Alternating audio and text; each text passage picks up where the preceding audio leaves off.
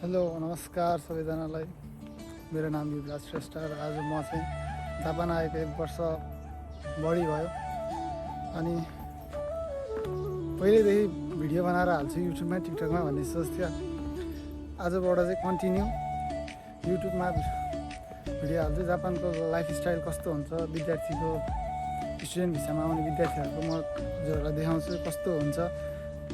हेरिदिनु होला, कताबाट हेर्दै हुनुहुन्छ लाइक कमेन्ट गर्नु होला।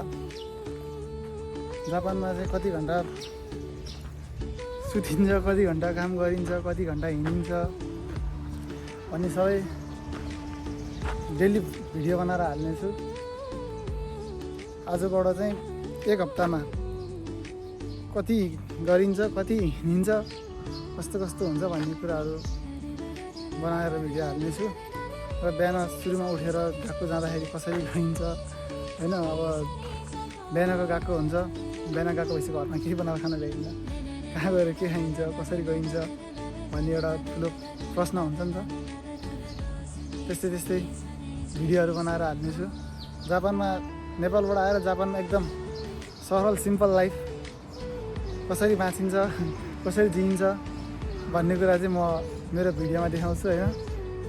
हेरिदिनु होला, लाइक कमेन्ट गर्नु होला।